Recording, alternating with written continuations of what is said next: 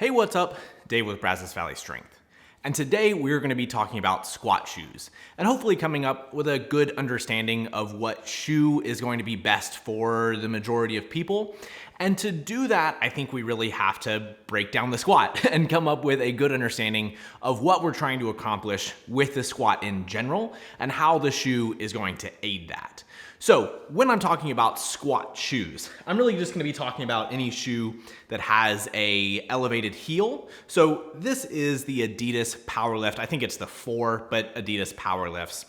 This shoe has a slightly lower heel than what I think the average lifter, average lifting shoe, squat shoe that people use is. This one is right at, I think, 0.6 inches. I think it was like 15 millimeters or something like that.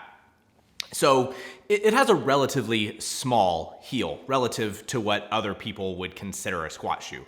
So other actual weightlifting shoes, Nike Romaleos or the Adidas weightlifting shoe, those tend to be closer to 0.75, 0.8 as far as the effective heel height.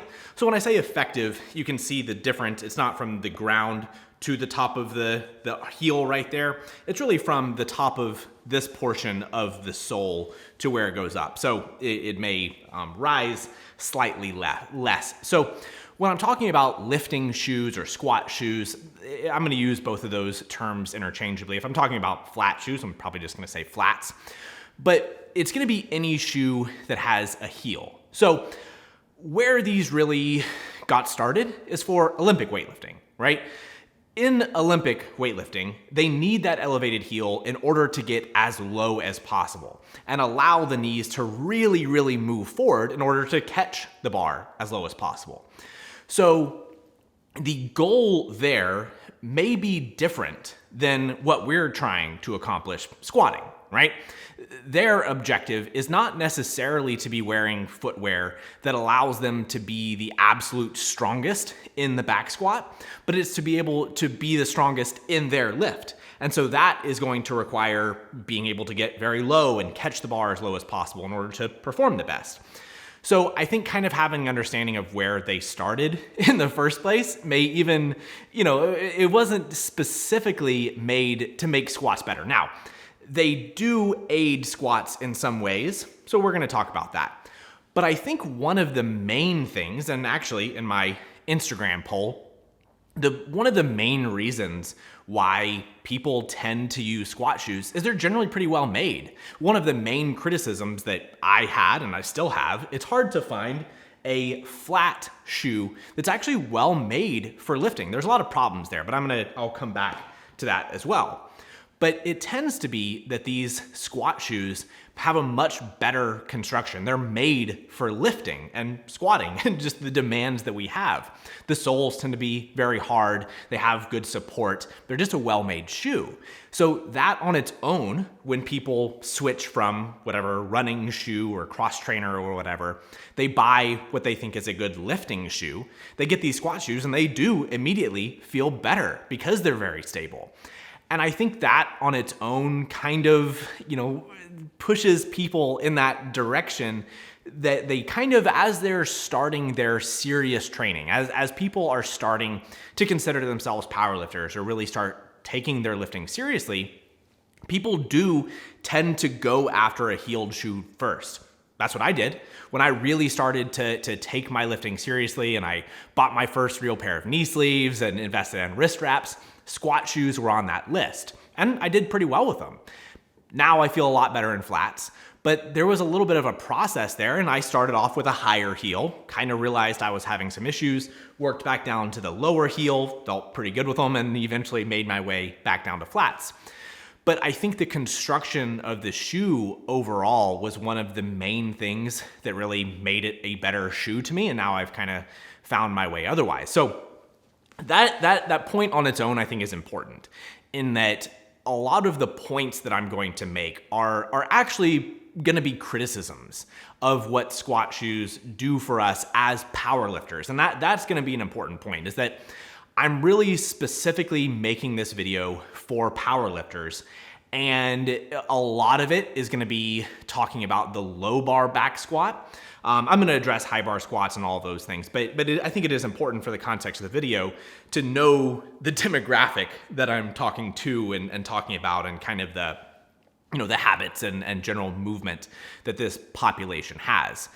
But as with anything, if somebody spends years training in certain equipment, training in a squat shoe, you're just going to probably feel pretty good in the pattern that it creates. You get those muscles stronger, the shoe itself, all of that ends up feeling very good. So a lot of times any people's reservation to wearing heels in the first place, I think kind of comes down to that a lot of times. It's really just practice. And I don't know that that's necessarily a great reason to change. If you've been training for 5-6 years in a squat shoe and you watch this video, there may be some good reasons to change over. You may try it. I do think it's kind of a low risk move to try squatting in flats. But a lot of times you have just built up so many reps, so much strength in those positions that despite the potential drawbacks, you're going to end up being better in the lifters in the squat shoe anyway. So I wouldn't take this video. I think this video, I think my bias is definitely towards flats overall for a lot of the reasons that I'll mention. But don't take this video and think that my real recommendation for most people is to switch, because certainly having a history in whatever equipment that you're using, I think definitely outweighs a lot of other potential drawbacks here. So the main reason that people have the idea that wearing a squat shoe is going to be better for powerlifting, for stronger squat strength, is the idea that a more quad dominant, a more upright squat is inherently a stronger squat. So I want to take a second and examine that hypothesis overall. So if we back up a little bit and we just use that at face value, and we say that a more as upright as we can get and as much knee travel as the knee is going forward, the better, the more that we can accomplish those two things, we're going to squat more.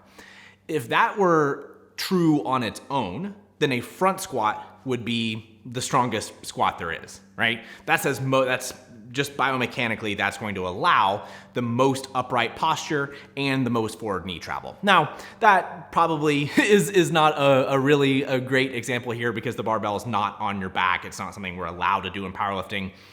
Obviously, it's not the strongest squat. We're really going to have some limitations with the front rack, so we can take that one away, but I think it may get us started logically here.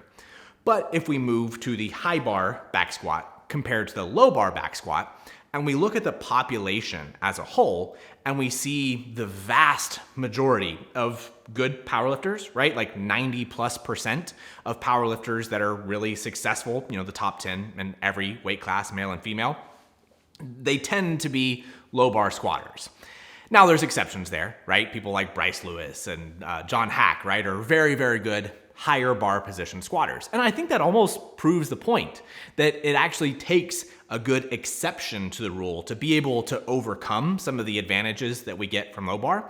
So what are those advantages? Why does low bar outperform high bar on average, when the concept is pretty broadly accepted that using your quads more in the squat and being more upright is something that should be desired?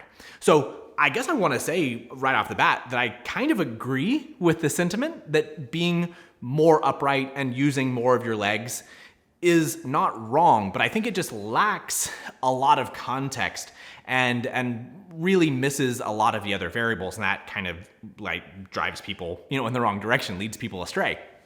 So if we just very briefly look at the high bar back squat compared to the low bar back squat, they're really not all that different. This is something that I talked about in my how to low bar squat video, that the movement themselves, as far as how much we hinge and how much knee travel, hip hinge that we get, is not dramatically different, for most people. But where the main differences come from is that by moving the bar down on somebody's back, we're reducing the moment, the force required from the hips to the barbell, just back strength in general, to maintain that extension. So in a high bar back squat, if our hips move back, if they shift back out of the bottom, we're trying to be as upright as we can, and they shift back, that distance from your hips to the barbell is further. It's going to take more strength in your back to maintain that position than it would in a low bar squat. So that is going to be the primary difference between the two squats, is that by moving the bar down on your back, we're really dramatically reducing some of the forces required to really perform this motion. So we have the same weight on the bar, but we've really limited how much effort the back has to have to perform the lift. But from there, by limiting how much effort, the strength required before your upper back will fail, we're going to be able to use the legs more. So the other way, though, that we can limit how much force is required to maintain back extension is to keep the hips more underneath, right? So we can look at a high bar squat or a front squat. Both of those are very, very reliant on the quads, probably to a fault. And that's mostly the point here, is that yes, they are using the quads dramatically, but the issue is that it's going to require so much quad strength to complete the lift that any deviations, as your quads are nearing failure, if your hips shift back, the demands that's required from your back to maintain that position become too much very, very quickly. And that's why high bar squats fail very quickly, is that the hip, the tolerance there is just going to be so much more narrow that if your hips shift back even just a little bit, the upper back fails and you dump the bar. Same thing with high bar squats, but just not to the same degree. Where low bar back squats, we can get away with a whole lot more of that hip shift before our backs fail. So low bar back squats are actually doing a really good job of allowing for more work from the quads to happen, because we're going to have more capacity to get closer to their actual limit before we actually fail, right? So just biomechanically, that's the main reason why a low bar squat is going to be better. But keeping the hips more underneath you does matter as well. So if we're looking at that, I guess three-dimensionally, we want to try to find a good balance between the distance from your hip to the barbell and from the barbell to your knees. So if we just say that keeping the hips more underneath the barbell is inherently stronger, well, yeah, but if it's at the cost of pushing the knees forward and making it significantly harder on your knees, then that, well, on your quads, then that may not be a good trade-off overall. So ultimately, from person to person, we just have to find a good balance between those two things. Now, there's lots of different, body types and just structures in general that are going to factor into this, and that's important, right? So I could probably talk forever on all of the differences between body types and limb lengths and all of those kind of things and what makes people stronger in those positions, but that's not really the point here, right? Because there are going to be exceptions and there are going to be different ways that people can move and, training history, all that adds up. But it's just important to understand why we're stronger in those positions. And then just inherently on its own, having more forward knee travel is not going to create a stronger squat if it's at the cost of losing some of the, or really requiring extra strength from somebody's back. So one of the other reasons why people told me that they really like using squat shoes is the extra range of motion that it allows. But a lot of times there's the perception, the range of motion, but also structure in the back. I think butt wink was a common one, that they can go lower before their back changes positions. And I wanted to take a second and talk about this and really talk about where butt wink comes from in the first place. So if you don't know what butt wink is, essentially it's just visually the portion to where we see the hips sort of tucking under in the squat. So I think a lot of times this is misinterpreted or kind of identified incorrectly, that people will see changes in their hip position and identify it as butt wink. But I think many, many times this is happening because people are in a very extended position, right? So they have an anterior pelvic tilt, and as they get closer into the bottom of the squat, they run out of that space at the front hip position, and their hips kind of roll under, and they see that happening, and they say, oh, I'm having butt wink here. Well, your hips are moving back to a more neutral position as they run out of flexion space at the front of the hip. But that is probably, definitely not problematic, but just visually you've put yourself in a more extended position. So you see the change in posture as something that is wrong. And so you feel like you need the extra space. So by putting on a heel and allowing more tracking forward of the knee, we don't quite need as much space at the hip either. And we're able to maintain that extended position for a little bit longer. But I think that just goes back to bracing in general and some misunderstanding of what people are trying to accomplish with that portion of the squat overall. So that's one area of it.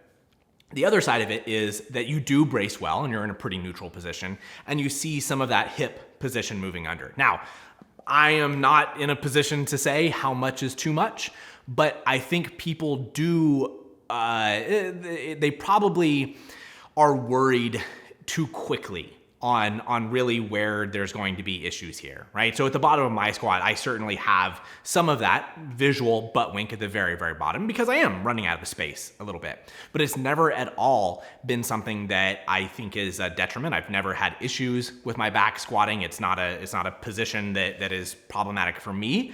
And I think most people they should not have the fear of it that they really think that they should. So, neutral has degrees to it, right? If we're comfortable with an extension, flexion has, it has safety tolerances there as well. So I think that if you're not having discomfort in that position already and it's not super dramatic, then I don't know that it's something that you need to worry about. But that was a common, I think, concern from a lot of people, and particularly newer lifters, I think, tend to worry about that a little bit more. So I did want to address it and talk about the reasons why that happens.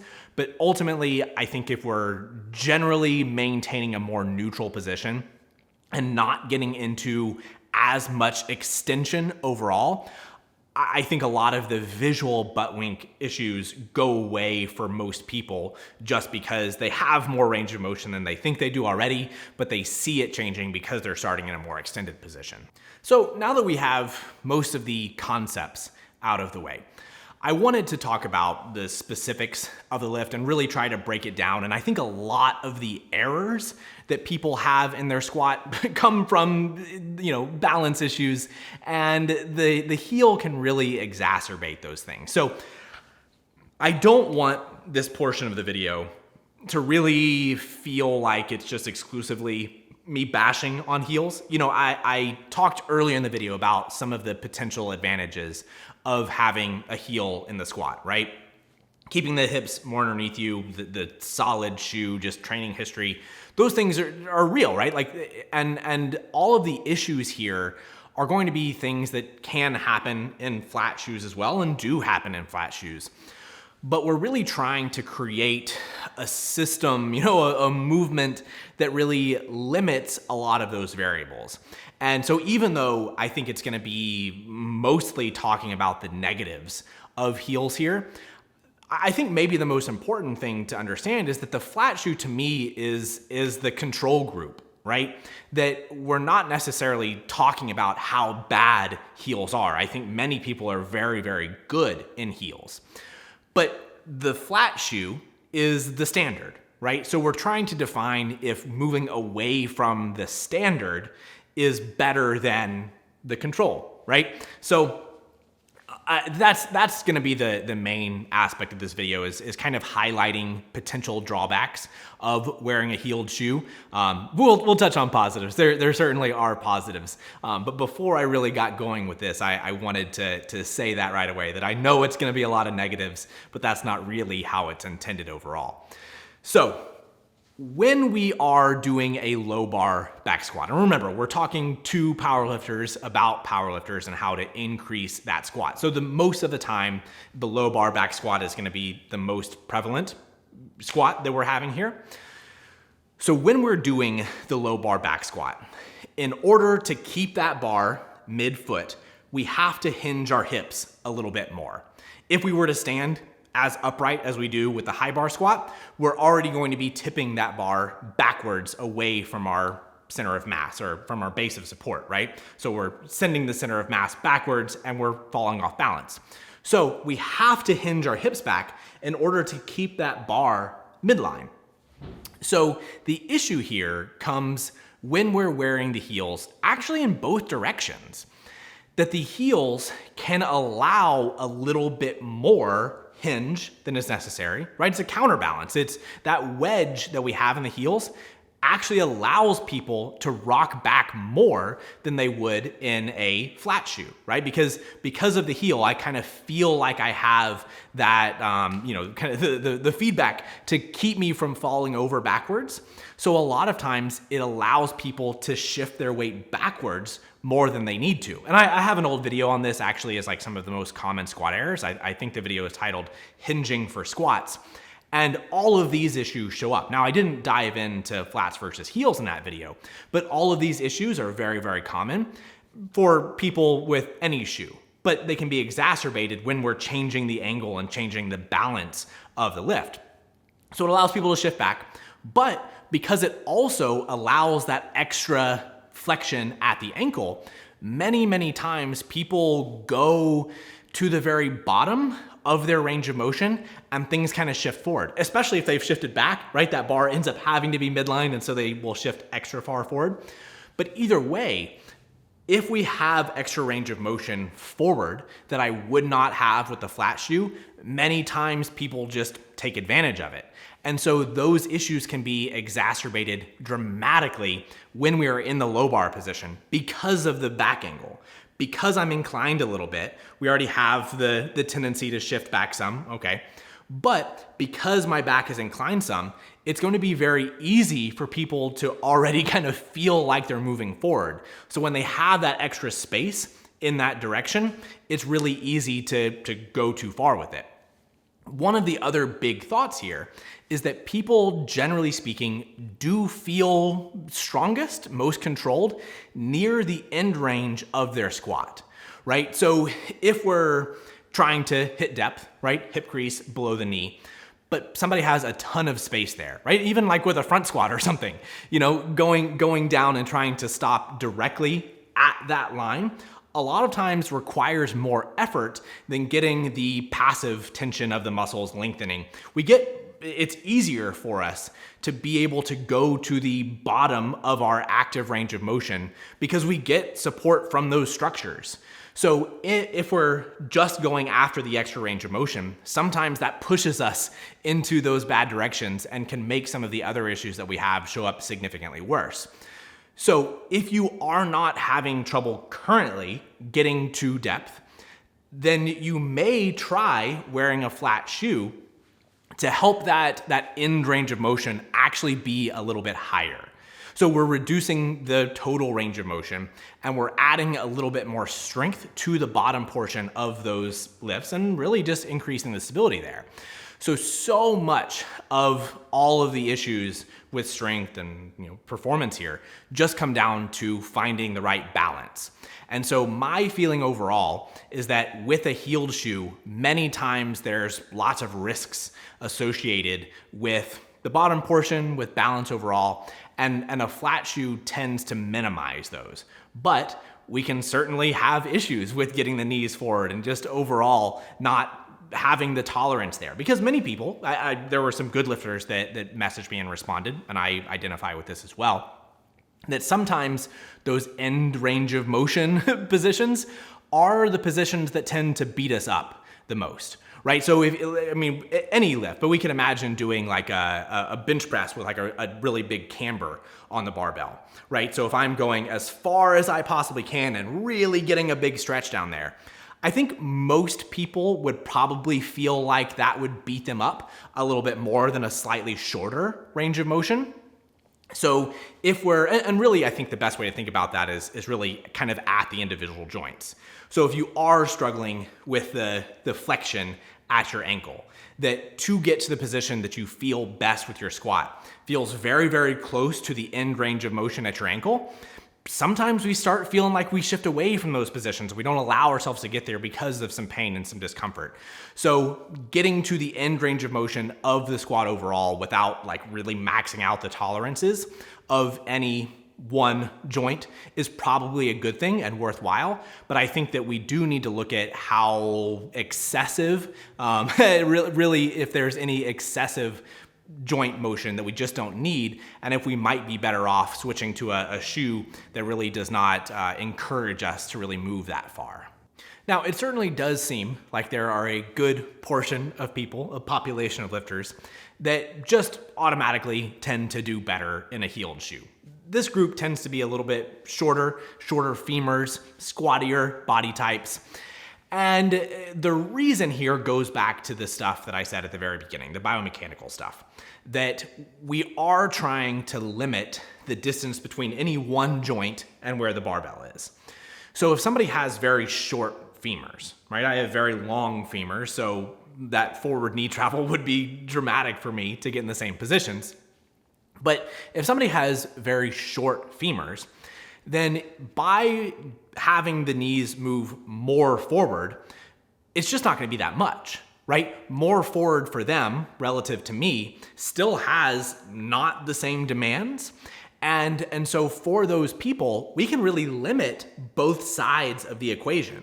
That moving the bar further down their back and having their hips shift back more and trying to worry more so about back strength is not really going to be all that relevant because they're already in a position that those forces are like so low anyway. So these people are generally naturally pretty good squatters, right? That already they've probably been doing pretty well. And by allowing more of that forward knee travel, it's just not enough to really create problems that we're having in the other positions. So when you're looking at this stuff overall, right, all the stuff that I said about, the coordination between the different levers and just the balance as a whole, body type here has to factor in. So if you're somebody like me who's a taller, longer leg, kind of lankier guy, I have a very, very short torso and very long legs. My body type probably does not really fit into that position, that emphasizing more movement with my knees. And actually, I get this question, all the time, why I squat so wide. And I think this is relevant here because mostly we've been talking about looking at the squat just from a side angle, right? And just those forces, how much my hips move back and how much my knees move forward. But that's not the only direction that we're lifting in. So I squat wide, right? And always my answer in why do you squat wide is that it just feels best for me. Now, I guess to some degree that's a lazy response, but I think it's probably pretty useful in the context of this video that people should be leaning towards the things that feel best for them. But it's also potentially, informative to look at the way that I'm doing it. And I have very, very long legs. So if I had to only choose between, knee movement and hip movement, I'd be in trouble. But I do have the ability to reduce that side profile by having my knees move outwards. Same thing as the sumo deadlift, right? I can really make that profile very, very narrow and accomplish all of the things that we've already talked about. That I am limiting from that side angle the forces required from the barbell to my knees and from the barbell to my hips. Now there's other forces, obviously, that those aren't the only, it's all interacting together. But most people don't squat as wide as I do, so I think those are kind of the most practical to look at. But I'm still trying to accomplish the same thing there. So me putting on heels doesn't really affect my movement overall. I'm still trying to create efficiency in other ways. And it wasn't really something that I did on purpose, it just kind of gravitated there. And so I think that's where people can look at this video and not really have the question overall of flats versus heels or whatever, but it's just finding a combination of all of the different ideas, all the different concepts that we have that fits a structure that works well for you and that accomplishes the big picture of the biomechanics and efficiency. But the main issue that I really want to drive home is just the aspects of balance. That I wanted to make this video because I thought it was a useful way to talk more about shifts in any direction, that being more upright, knees more forward, aren't on their own good or bad, but that us finding a way, including wearing different shoes, to be able to make those things mesh together is really going to be the best way for us to lift overall. So, if you're asking which shoe is best, you might be asking the wrong question. I think you should look at all of the other factors that kind of, coexist here to really make the best squat. So despite all my negativity, I don't think that heeled shoes are bad. I think that there's a lot of instances that people will do better with them. I think one of the biggest reasons is just the construction of the shoe. I do think that more people should probably be using a lower heeled shoe rather than a more dramatic elevation. I don't think that the majority of people need that. Some do. If you feel best in it, go for it. And like I said, I think one of the main issues with people wearing, a heeled shoe in general is just the structure of the shoe and people struggling to find good shoes. So this is the Reebok Power Light, I think is what they're called. This is my favorite flat shoe overall. I think it has despite what it looks like, this is not the whole sole. It's very, very thin. So I think it accomplishes a lot of the things that we want.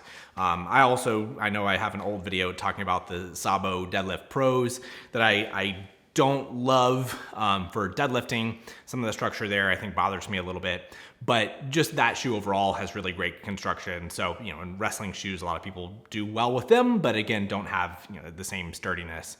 But slippers, I think are one of the main reasons why people don't like squatting in flat shoes because they're horrendous. But I think that if you have a proper shoe that feels stable and everything, there's probably not that big of a difference. And if you're currently squatting in heels, you may try squatting in a flat shoe and seeing if it feels better with your balance. Overall, that's usually the main thing that people just feel like they have less issues. They're less awkward at times. That the balance issues are just not as exaggerated.